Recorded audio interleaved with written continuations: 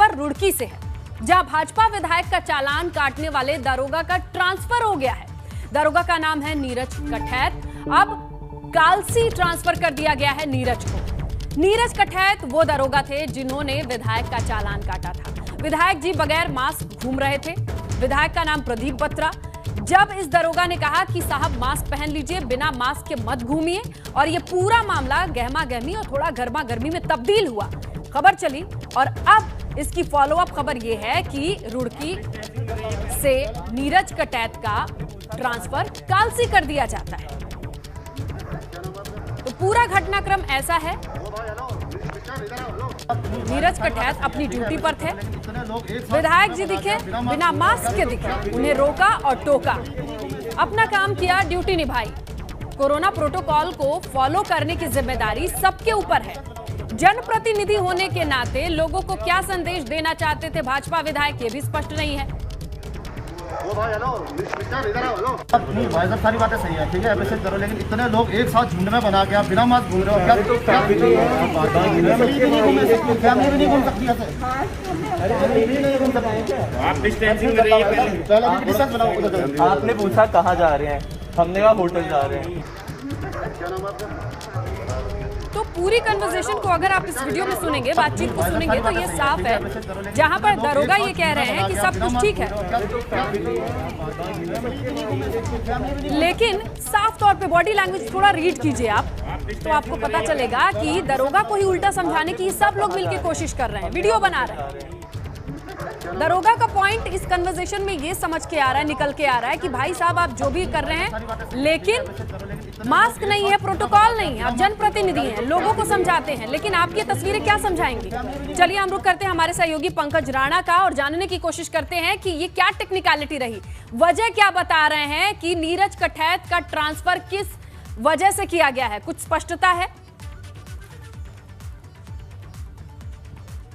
विभागीय अधिकारी इस ट्रांसफर को पूरी तरह से एक प्रक्रिया के रूप में ले रहे हैं, जो रूटीन प्रक्रिया है उसी के आधार पर ये ट्रांसफर हुआ, ये विभागीय अधिकारी को कहना है। लेकिन इसमें एक बात ये भी समझ में आती है स्नेहलता, क्योंकि जिस तरह से मामला हुआ था उसके बाद जैसे मामले ने तूल पकड़ा और बीजेपी विधायक ने फिर डीजीपी से जाके मुलाकात की और शिकायत की कि उनको एक जो प्रोटोकॉल होता है प्रतिनिधि का, विधायक का जो प्रोटोकॉल होता है, उस प्रोटोकॉल के आधार पर उन्हें नहीं वो समझाया गया, नई चीज़ें हुई हैं और वीडियो को तोड़ मोड़ कर पेश किया गया है। हालांकि जो एसएसपी हैं देहरादून वो भी कह रहे हैं कि रूटीन प्रक्रिया का यह हिस्सा है, क्योंकि कल 531 कांस्टेबलों के भी ट्रांसफर हुए थे, उसी के आधार पर यह ट्रांसफर हुआ। लेकिन ये भी माना जाता है कि जब कोई पुलिसकर्मी या कोई भी कर्मचारी अगर नीचे से अगर मैदान से अगर पहाड़ में भेजा जाता है तो निश्चित तौर पर वो एक सजा के रूप में देखा जाता है। हालांकि ऋषि जो मसूरी क्षेत्र है वो भी पहाड़ी एरिया आता है, लेकिन वो बहुत सरलता के रूप में देखा जाता है। कालसी में जब ट्रांसफर होता है तो कालसी को बहुत ही गंभीरता के रूप में देखा जाता है कि वो एरिया माना जाता है कि काफ़ी इंटीरियर एरिया है, काफ़ी दुर्गम क्षेत्र है, इसीलिए वहाँ ट्रांसफर हुआ है। लेकिन जहाँ तक अभी जो जानकारी मिली है, जिस तरह से ट्रांसफर एकाएक हुआ है, उसके आधार पर इस नेता ये साफ तौर पर कहा जाता है कि ये एक सजा दी गई है,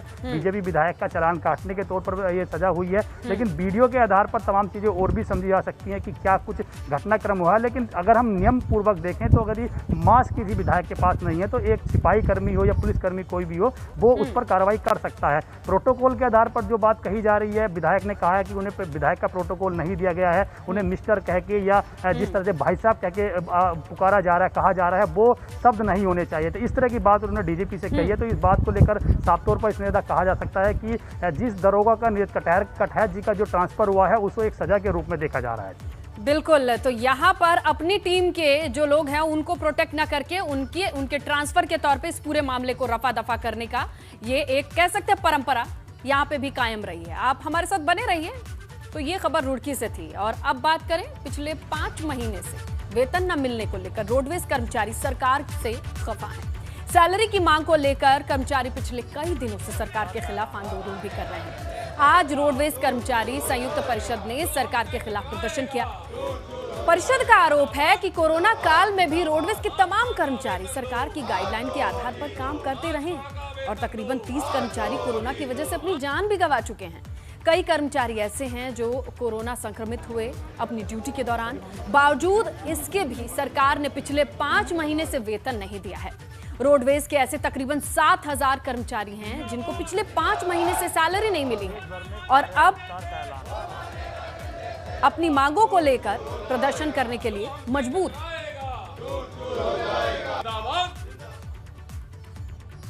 6 माह का वेतन हमारा पूरा होने वाला है जो नहीं मिला। 5 माह तो पूरे हो गए, दिसंबर से अभी तक कोई वेतन पूरे उत्तराखंड में कर्मचारियों को नहीं मिल पाया और इसी वजह से जो है हमारा ये लगातार आंदोलन चल रहा है।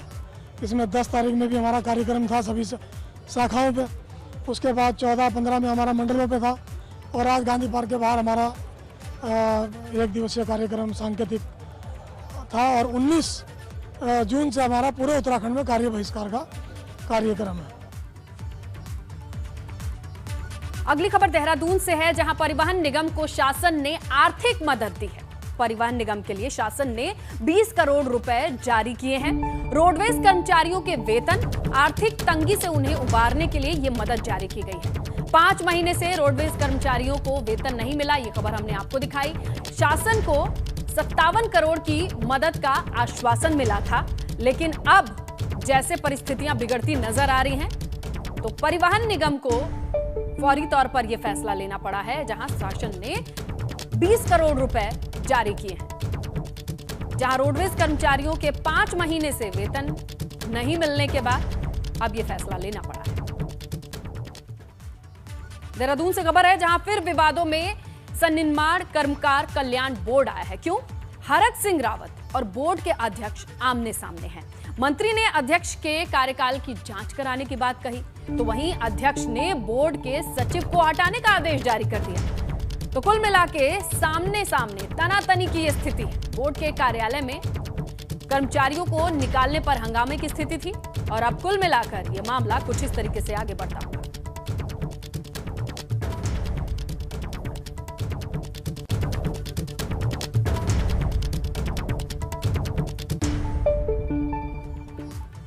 तो चलिए इस खबर पर ज्यादा जानकारी के लिए रुक करते हैं हमारे सहयोगी पंकज राणा का। पंकज, ये बताइए कि ये तनातनी की स्थिति, आमने सामने आरोप प्रत्यारोप का दौर शुरू कैसे होता है?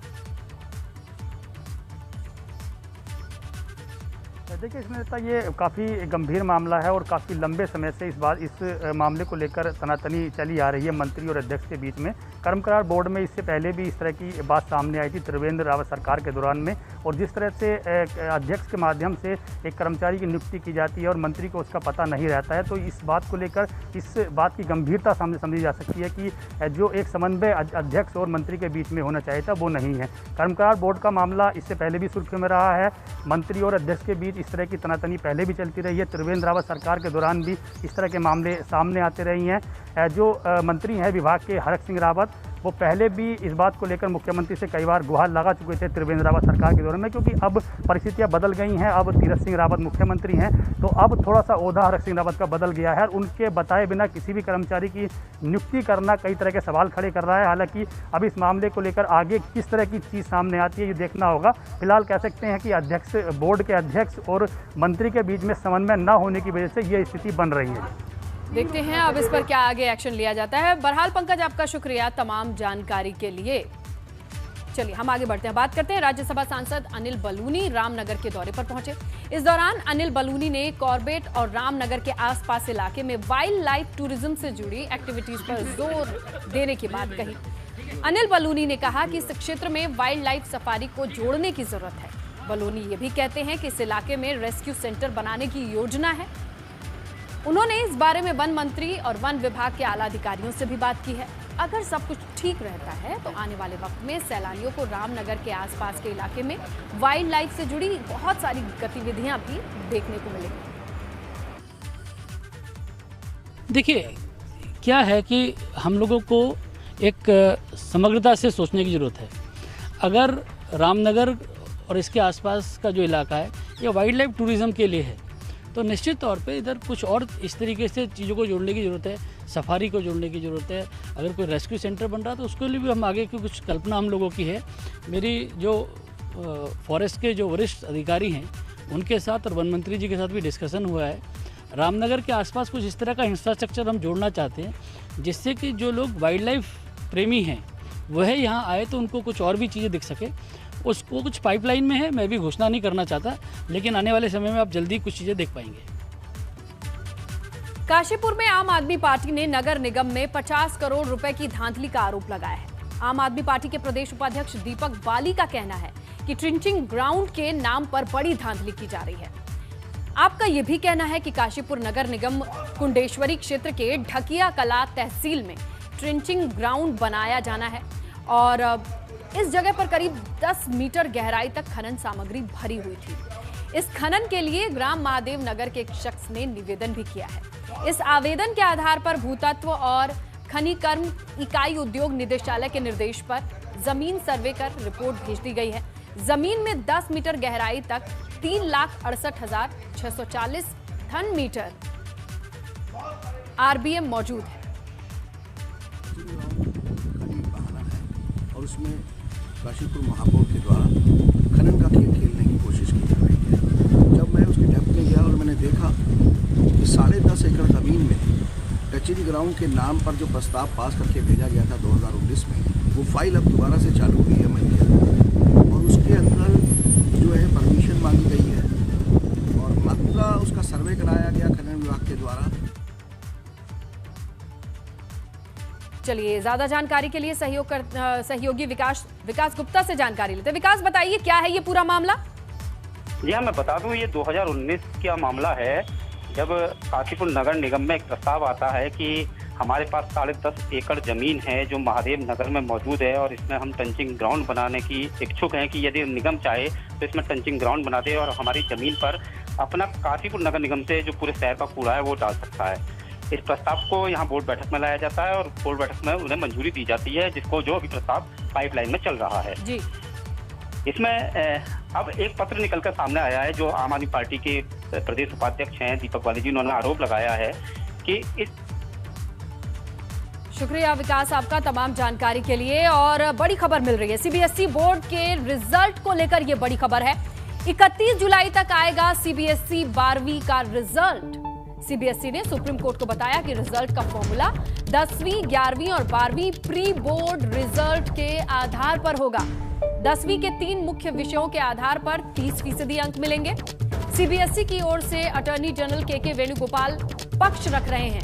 पहले की तरह छात्र अंकों से खुश नहीं तो परीक्षा दे सकते हैं, ये कहना है सुप्रीम कोर्ट का। परीक्षा में शामिल होने का विकल्प अंक सुधार के लिए है, सुप्रीम कोर्ट की ओर से यह स्पष्ट किया गया है। तो एक नया फॉर्मूला जहां रिजल्ट सामने आएगा।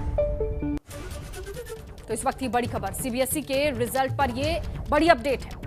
सुप्रीम कोर्ट को यह फॉर्मूला बताया गया है कि 10वीं के जो 3 सब्जेक्ट हैं उस पे 30% अंक, 11वीं के रिजल्ट के आधार पर, 12वीं के यूनिट टेस्ट या प्री बोर्ड के आधार पर इन सब को जोड़ा जाएगा। इसी का औसत निकलेगा 12वीं का result.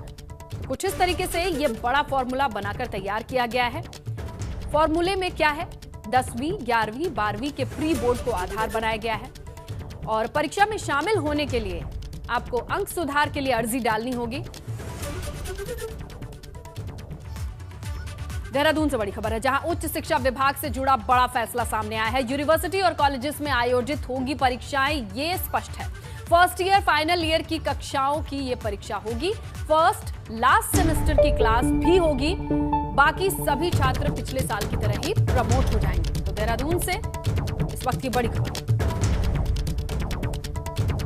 First year, final year की कक्षाओं की परीक्षाएं होनी है। फर्स्ट, लास्ट सेमेस्टर की क्लासेस जो हैं उन्हें भी परीक्षा देना पड़ेगा। बाकी सभी स्टूडेंट पिछले साल की तरह प्रमोट हो जाएंगे। उत्तराखंड में मॉनसून सीजन शुरू होने से पहले ही मुसीबत बन चुका है। रायपुर रोड पर एक फ्लाईओवर का एक हिस्सा ढह गया। पुल से गुजरते हुए एक साइकिल सवार भी गिरकर घायल हो गया। बताया जा रहा है पुल जब से बना है तभी से सवालों के घेरे में है।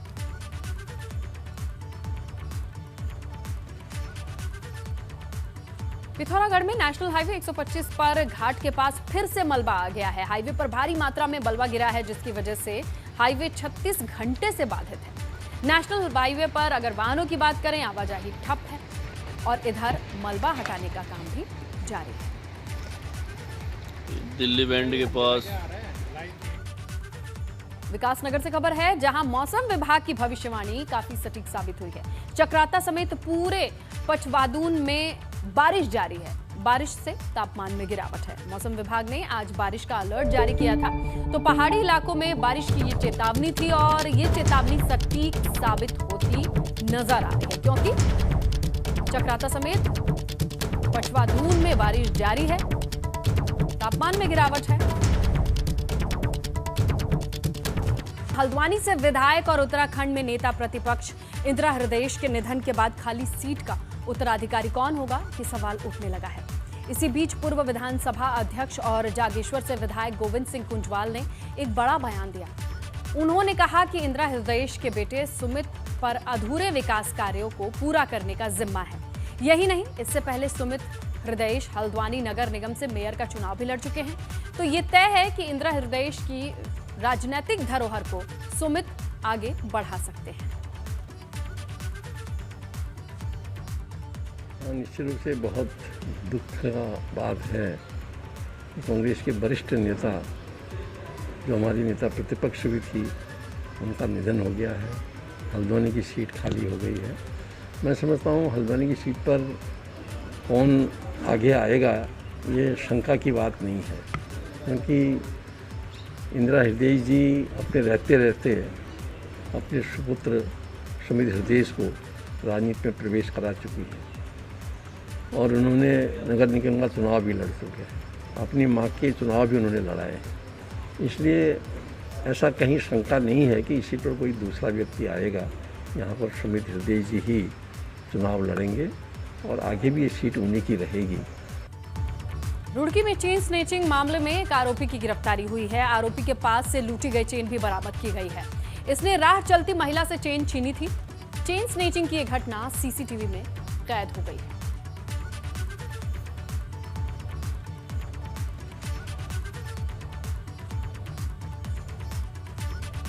पौड़ी में स्वास्थ्य विभाग की तरफ से प्रभावी कदम उठाए जा रहे हैं। नवजात बच्चों को न्यूमोकोकल निमोनिया और दिमागी इन्फेक्शन जैसे गंभीर रोगों से बचाने के लिए जिला अस्पताल में पीसीवी टीका सेंटर शुरू किया गया है। इस सेंटर में पीसीवी टीका नवजात बच्चों से लेकर 9 महीने तक के बच्चों को लगाया जाएगा। 21 जून को अंतर्राष्ट्रीय योग दिवस को लेकर रुड़की में भी योग को पसंद करने वाले लोगों में उत्साह है, मगर कोरोना की वजह से इस बार लोगों को अपने घरों में रहकर ही योग करना होगा। इसके लिए कुछ सामाजिक संस्थाएं भी आगे आई हैं। यहीं से दाईं ओर